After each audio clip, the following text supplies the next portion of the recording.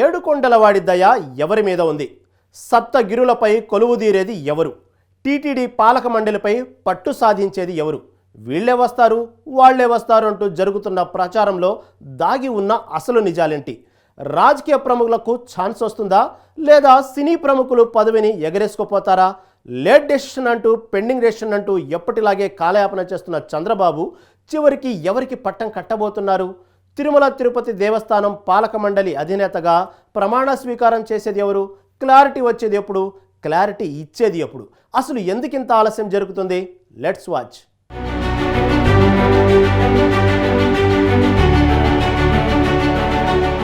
ఆంధ్రప్రదేశ్లో కూటమి ప్రభుత్వం అధికారంలోకి వచ్చింది.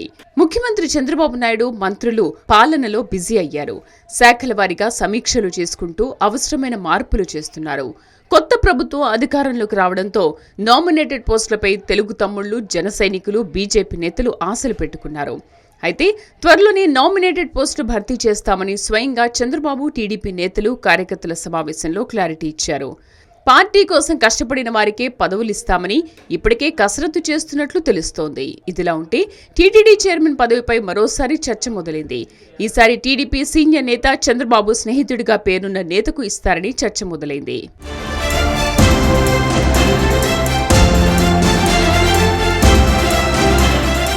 ఆంధ్రప్రదేశ్లో నామినేటెడ్ పదవుల భర్తీ ఒక ఎత్తైతే తిరుమల తిరుపతి దేవస్థానం అధ్యక్షుడి పదవి భర్తీ కత్తిమీద సాము.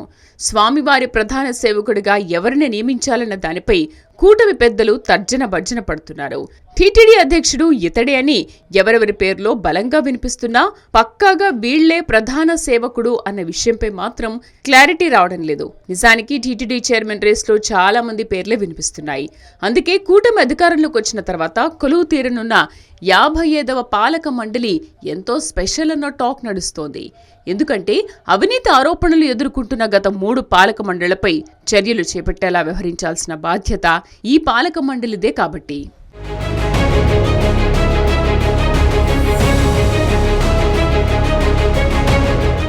హైందవుల ఆరాధ్య దైవం శ్రీ వెంకటేశ్వరుడు కొలువైన పరమ పవిత్రమైన పుణ్యక్షేత్రం తిరుమల. దేశంలో ఎన్నో ఉన్నత పదవులు ఉన్నా టీటీడీ చైర్మన్ హోదాకు ఉన్న పట్టే వేరు. దానికి దేశంలోనే కాదు, ప్రపంచంలో అంత ప్రాధాన్యం ఉంది.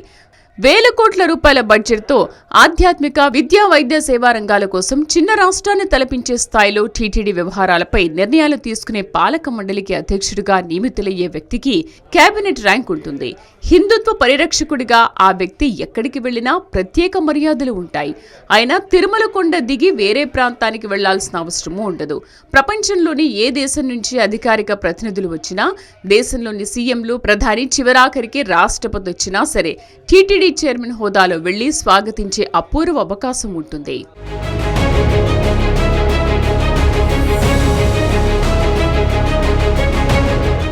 దేశంలోని అందరు ప్రముఖులతో సత్సంబంధాలు ఏర్పడేందుకు అవకాశం ఉంటుంది. ఇంతటి ప్రాముఖ్యత ఉన్న టీటీడీ చైర్మన్ పదవి కోసం టీడీపీతో పాటు మిత్రపక్ష కూటమిలోని జనసేన, బీజేపీ నుంచి ఎన్నో దరఖాస్తులు చంద్రబాబు టేబుల్ మీద ఉన్నాయి. ప్రస్తుతం ఎమ్మెల్యేలతో పాటు టీడీపీకి సానుకూలంగా ఉంటారంటున్న ఓ న్యూస్ ఛానల్ ఎండీతో పాటు సినీ ప్రముఖుల పేర్లు కూడా వినిపిస్తున్నాయి. టీడీపీ సీనియర్ నేత, కేంద్ర మాజీ మంత్రి పూసపాటి అశోక్ గజపతిరాజు పేరు ప్రముఖంగా వినిపిస్తోంది. టీడీపీ కూటమిలో ప్రస్తుతం మరో 2 పార్టీలు జనసేన, బీజేపీ కూడా ఉన్నాయి. నామినేటెడ్ పోస్టుల కోసం ఆ 2 పార్టీలో కూడా ఆశావహుల సంఖ్య తక్కువేమీ లేదు. దీంతో ఈ పదవులు భర్తీ చేయడం అనేది అంత సులువు కాదనే అభిప్రాయాలు వ్యక్తమవుతున్నాయి.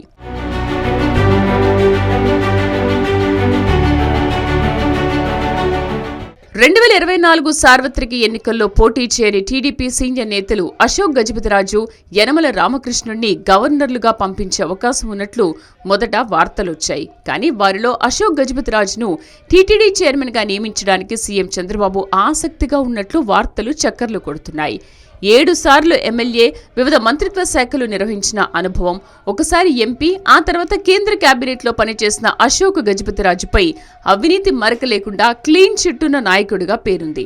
అందుకే అశోక్ గజపతిరాజునే నియమించడానికి చంద్రబాబు ఆసక్తి చూపుతున్నట్లు ప్రచారం జరుగుతుంది. ఈయనే కాదు, టీటీడీ చైర్మన్ రేస్లో ఉండి ఎమ్మెల్యే ఆర్ రఘురామకృష్ణరాజు, ప్రముఖ సినీ దర్శకుడు కె రాఘవేంద్రరావు, ప్రముఖ నిర్మాత Ashwini Dutt, Janasena chief deputy CM Pawan Kalyan సోదరుడు కొణిదెల నాగబాబు పేరు కూడా అంతే బలంగా వినిపిస్తోంది.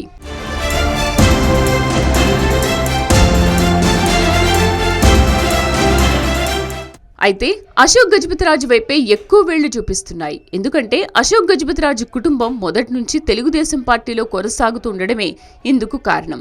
ఏమైనా ఏపీలో టీడీపీ కూటమి అధికారంలోకి వచ్చిన నాటి నుంచి టీటీడీ నూతన చైర్మన్ ఎవరు అన్నది అందరిలోనూ ఆసక్తిని రేకెత్తిస్తుందని చెప్పాలి.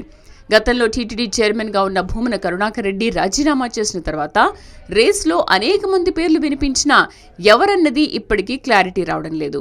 మొత్తానికి సుప్రసిద్ధ ఆధ్యాత్మిక క్షేత్రమైన తిరుమల తిరుపతి దేవస్థానం చైర్మన్ పదవి ఎవరికి ఇవ్వబోతున్నారన్న దానికంటే కూడా టీటీడీ ప్రతిష్టను పెంచేలా, తిరుమల శ్రీవారిని సామాన్యులకు అందుబాటులో ఉంచేలా, తిరుమలలో హిందూ ధర్మాన్ని పరిరక్షించే వ్యక్తినే టీటీడీ చైర్మన్ గా ఎంపిక చేయాలని ఏపీ ప్రజలు కోరుకుంటున్నారు. ముఖ్యమంత్రి చంద్రబాబు ఏం ఆలోచిస్తున్నారో, ఆయన మనసులో మాట ఏంటో లెట్స్ వెయిట్.